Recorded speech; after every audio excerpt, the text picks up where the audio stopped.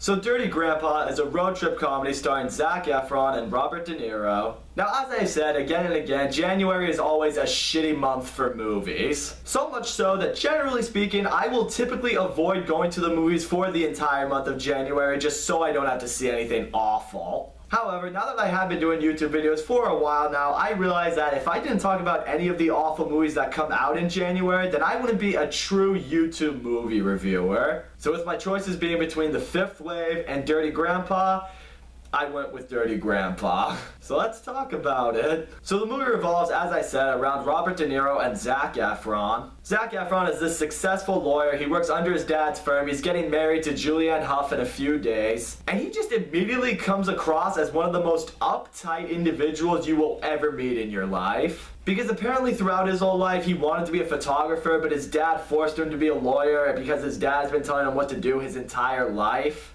And then you have Julianne Hough, who's as equally controlling. She's a total bridezilla, she's an absolute control freak, and you can clearly tell that Zac Efron does not love this girl. Robert De Niro can see all of this, and that's where he comes in. Because earlier on in Zac Efron's life, the two had a very strong grandfather-grandson bond between each other. Robert De Niro's wife had just died, and literally, not even a day later, he is literally tugging it to porn. He's drinking scotch in the early morning, and he gets Zac Efron to drive with him down to Daytona Beach during spring break for college students. Because now that he's a free man, he just wants to bang a hot college girl, and he needs Zac Efron to be his wingman. But he also feels that Zac Efron needs this trip as well, because he feels the life that Zac Efron has ahead of him is not the life that he should be living. So Zac Efron agrees to go along with it. And then on the way there, they run into these two college girls, which basically turns into the main premise of the movie. One of these girls, I don't know her name, but I think she was in that Vampire Academy movie from a few years back.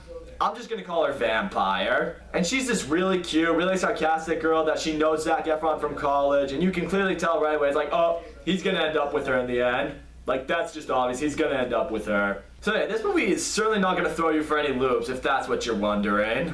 And then the other girl, I don't remember her name either, sorry guys. So I'll call her Parks and Rec, because my friend told me that's the show she's from, apparently.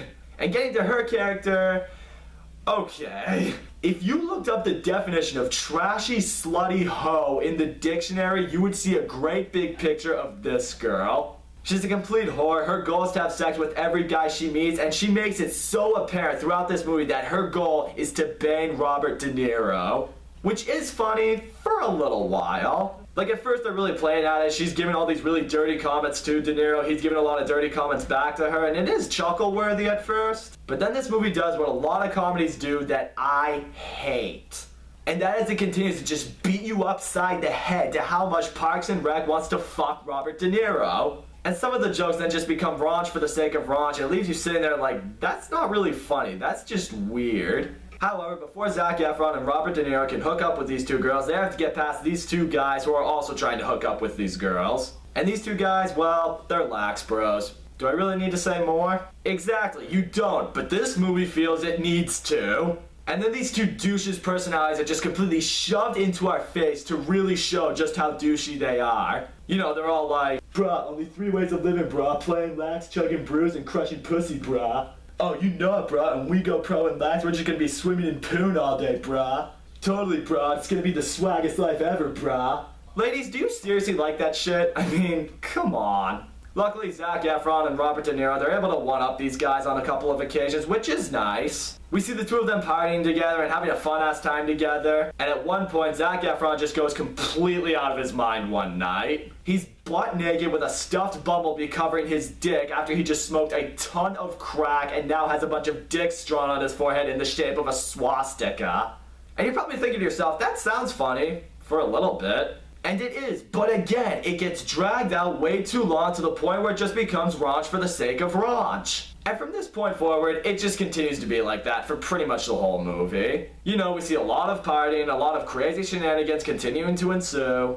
And part of it is nice because you do see Zac Efron and Robert De Niro apparently, you know, rebonding a little bit. But now we need Zac Efron and Vampire to bond because that's the only romance we ever care to root about in this movie. And they have this one moment in this karaoke club where they sing a song together, which is kinda nice, I guess. So yeah, for anyone who missed Zac Efron singing from his High School Musical days, You're welcome. However, before Robert De Niro can ban Parks and Rec, and before Zac Efron and Vampire can get together, the Lax Bros come back and they're all like, oh, these two are not who they are. We googled both of them and we found out Robert De Niro is a former army guy and Zac Efron is an engaged lawyer. They're both full of shit. And you would literally watch this scene like, bullshit, you found all that out on Google. No internet search site is that good. So they leave Daytona Beach, they go home. Zac Efron and Julianne Hough, they have their little wedding rehearsal together. And yeah, at this point, Zac Efron finally realizes that, you know, he doesn't love this girl and he leaves with De Niro to go find Vampire. She's literally about to leave on one of those healthy environment trips. Something like that anyway, I don't know. Zac Efron stops her, tells her that she's the one he wants to be with, and he goes on this adventure with her.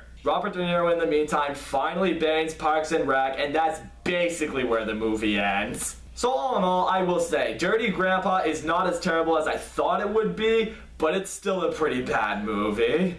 The good in the movie is Zac Efron and Robert De Niro, they do have good comedic chemistry together, and there were some moments in this movie where I did laugh. But on the other side, there were a ton of jokes that just felt completely flat. Some of the moments in this movie are just too raunchy for really anyone's taste.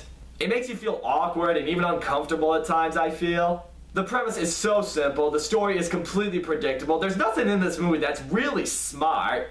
A lot of the characters in this movie at one point or another just annoyed the shit out of me. The repeated jokes, those obviously annoyed the shit out of me. This isn't a movie that I would recommend to anybody. It's certainly not a movie that I intend to ever see again. But I do feel the month of January has delivered us way worse than this in the past, so there is at least that. So that's all I gotta say, guys. Thank you so much for watching my video. Don't forget to leave a comment, like, subscribe, and I will see you all next time.